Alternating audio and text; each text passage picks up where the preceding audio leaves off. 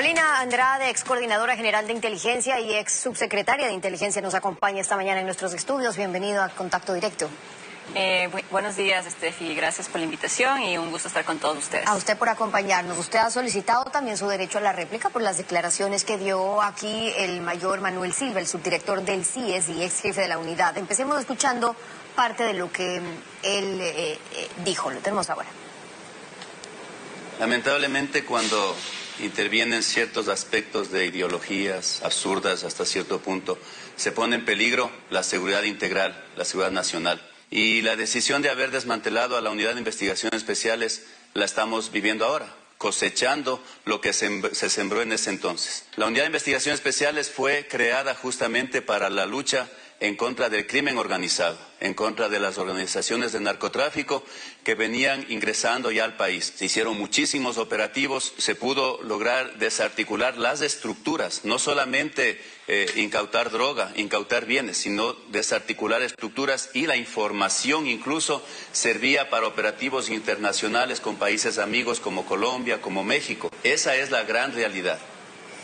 Y si bien ahí hay una razón, y es que no es argumento total decir que para este aumento desenfrenado de la criminalidad que está viviendo el país, lo que dice el mayor Silva es que desde esa unidad lograron desarticular esas estructuras delictivas. Ahora sabemos que son estructuras que funcionaban desde una amenaza transnacional, y entonces, ¿por qué no le da mayor razón al tema de haberlo desmantelado en aquel momento, o desde dónde se lo está haciendo mejor ahora o después de... Excelente, creo que es importante el sistema de inteligencia, discutir sobre el sistema de inteligencia es un tema poco abordado y es importante que la gente lo entienda y lo comprenda. En el contexto de lo que sucedió en el año 2009, fue un contexto de crisis fronteriza que vivió el país, pero no solamente fue el punto de quiebre que fue el tema de Angostura. Estábamos funcionando con una ley de seguridad nacional que fue pensada en 1964, en la Junta Militar, y que después fue modificada en el 76, y un día antes de que tome posición el presidente Roldós en el 79, su última modificación. Durante casi 45 años, el Ecuador, el Estado ecuatoriano, estaba funcionando con un sistema de inteligencia pensado en la Junta Militar. En el 2009 se plantea una reforma producto de la crisis fronteriza, donde también incluye la reforma del subsistema de inteligencia de la policía, pero esta reforma no fue pensada en un cuarto, escondidas, y como decía el mayor Silva, desde un pensamiento ideologizado. Ahí intervinieron exmilitares, expolicías, generales, expertos de seguridad y todo ese grupo de personas en un contexto de crisis que ameritaba ya una reforma después de casi 45 años de estar funcionando bajo las mismas leyes y bajo las mismas bajo la misma estructura. Se planteó una reforma del sistema de seguridad pública del Estado con una nueva ley, una nueva institucionalidad. ¿Qué logró, y un nuevo marco entonces mejor de planificación? Esa reestructura, que finalmente es lo que se da a su juicio, cumpliendo los objetivos? Es decir, mejoró el lograr esa estructura, porque mayor Silva lo ve como una... Aquí desmantelaron la posibilidad de lograr esos esfuerzos. Usted dice no, lo que fue optimizar, estábamos usando la ley de antes, lo que fuera, se reestructuró. Pero ¿dónde se vieron los mejores resultados? Y pregunto porque en la calle no se lo siente. Exactamente, ahora vamos a los resultados. Primero, la posición del mayor Silva me parece una posición bastante egocéntrica, porque reduce el trabajo de la policía a una sola unidad, cuando es una institución la Policía Nacional. No podemos reducir el trabajo de toda la policía a la ex UIS. Además, para conocimiento de los televidentes, la ex UIS pasó a ser lo que se denomina la Unidad de Lucha contra el Crimen Organizado, en la misma reforma del 2009. Esto quiere decir que los recursos humanos, tecnológicos y también obviamente los recursos económicos que percibía esa unidad se trasladó a una unidad de lucha contra el crimen organizado, parte de la Dirección Nacional Antinarcóticos de la Policía. Entonces, ahora vamos a los resultados. Todo ese proceso, y cuando muchas veces se repite de que a partir del 2009 desapareció, que no existieron esfuerzos, estamos reduciendo toda una unidad, estamos haciendo de menos el trabajo de toda la institución. ¿Pero resultados? Y aparte de eso, vemos que en el 2016 el propio Departamento de Justicia, a través de la DEA, genera un reconocimiento de la lucha antinarcóticos al Estado ecuatoriano. ¿Por qué razón? Porque dice que desde el año 2000 al año 2009 se hizo una incautación de drogas, y lo tengo aquí anotado, de 268 toneladas métricas, a comparación del 2010 al 2016 de 332 toneladas métricas. Pero eso un también crecimiento del 23%. Que hay un crecimiento de la cantidad, y sobre todo, como estamos expuestos ahora, de la cantidad de droga, por ende también es mayor la cantidad que que se incauta, más si revisamos las cifras, récords, por cierto, batiendo allá en el 2021. Ahora, usted menciona el tema del reconocimiento por parte de la DEA. Yo le iba a preguntar desde su experiencia en el trabajo conjunto, en el apoyo que se requiere ahora desde inteligencia, porque si el trabajo ahora es articular una verdadera inteligencia estratégica que le permita a un presidente, decía usted, tomar decisiones, que dejen de competir inteligencia militar y policial, pero eso es desde siempre, y lo que se requiere ahora es una lucha quizás que ya no es la misma de siempre, cuando son otras bandas las que están empezando a funcionar. Y entonces,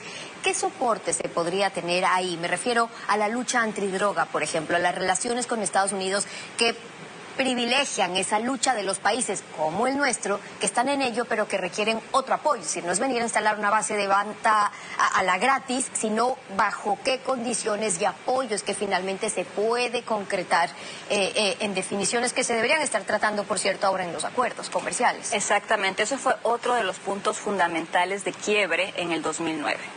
¿Por qué? Porque teníamos una institucionalidad débil, una estructura de 26 funcionarios, la mayor parte de ellos en cargas, en puestos administrativos. Se reforzó la parte de valor agregado de la institucionalidad del sistema. Muchos de los funcionarios oficiales de la ex UIS pasaron a ocupar puestos claves no solamente en las unidades especiales de la policía, también en la Secretaría de Inteligencia durante muchos años. Muchos de ellos trabajaron junto a nosotros durante aproximadamente los últimos 10, 5, 15 años, 5 años en esa institución. Y usted mencionó temas fundamentales. Estaba el tema de cooperación internacional y las relaciones que se mantenían con los estados. Las comisiones de investigaciones que se constituyeron en el contexto de esta reforma institucional, que integraron diferentes voces, justamente resaltaba uno de los temas fundamentales: que habían existido mecanismos informales y a discrecionalidad de ciertos funcionarios que estaban siendo utilizados a título personal en lugar de constituirse en una política de Estado. Me pregunto yo, ¿el presidente Lasso estaría dispuesto de que en este momento las unidades de inteligencia, policía o fuerzas armadas estén utilizando mecanismos de cooperación con países extranjeros? Creo que no. Creo que el Estado ecuatoriano merece una política clara, transparente, donde se permita llegar a acuerdos que sean en beneficio de ambos países. Usted lo ha resaltado muy bien. No se trata simplemente de venir a decir que aumenta la incautación de droga, cuando vemos que, de acuerdo a la Oficina de Naciones Unidas para el Crimen y el Delito, dijo que hasta el 2017 Colombia había aumentado 250% de los cultivos ilícitos. Y es por eso que vemos un crecimiento de las incautaciones también en el Ecuador. La capacidad que tenemos hoy, me refiero a la capacidad que tiene inteligencia estratégica para llegar a todos los tentáculos del crimen organizado, para no caer en los mismos pasos, porque si sabemos que hay más droga, significa que hay más dinero circulando del narco, y cuando hay más dinero, son más, porque así funcionan los tentáculos, son más las instancias del Estado que pueden ser corrompidas o que pueden estar trabajando para los narcos y no para el gobierno. Y entonces ahí, dentro de lo que ha ocurrido con los cambios que se han dado finalmente, ¿cómo estamos?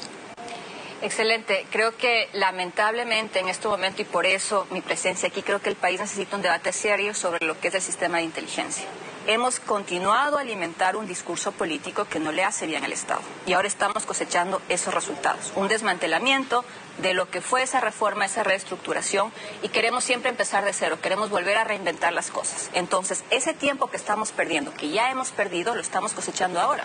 Y tenemos que asumir la responsabilidad. Son justamente las personas que se encuentran ahora. ¿Qué sí se puede hacer entonces para recuperar lo que ya se había trabajado entonces? Necesitamos fortalecer las capacidades, tanto de recurso humano, tanto tecnológicas. Quisiera saber si se están cumpliendo con los temas de mantenimiento de las diferentes herramientas tecnológicas que maneja la policía, si se están asignando los recursos desde la Secretaría, desde el CIES, desde el Centro de Inteligencia Estratégica, a todos los subsistemas.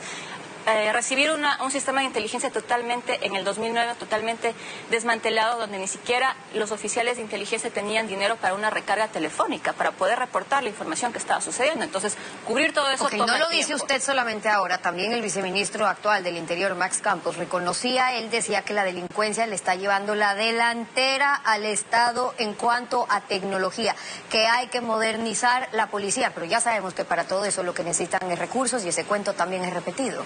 Sí, más que un cuento, creo que tienen que ser hechos concretos. No podemos tener pronunciamientos públicos, ruedas de prensa por parte del Ejecutivo sin que eso venga acompañado de presupuesto que permita ejecutar políticas públicas claras para el sector seguridad.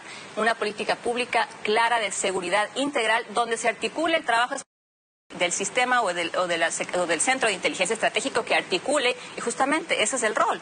El CIES tiene que articular el Sistema Nacional de Inteligencia, que inteligencia militar y policial no compitan por llegar con la información más rápido del presidente de la República. ¿De qué le sirve al presidente de la República recibir 5 informes de inteligencia? Todos de ellos se llaman estratégicos, pero en realidad el que tiene esa función y esa misión es el CIES. El CIES tiene que llegar donde el presidente de la República, como sucedía antes, 6 de la mañana lunes, tener un briefing de inteligencia y poder tomar decisiones de cómo vamos a planificar la semana, el mes, el año, pensando siempre en la prevención, nunca en la reacción. Si no, no sirve de nada el trabajo del sector seguridad si estamos de manera permanente reaccionando ante la coyuntura. Y esas son, en cambio, algunas de las observaciones que plantea Carolina Andrade, ex coordinadora general de inteligencia y ex subsecretaria de inteligencia, acompañándonos hoy en Contacto Directo.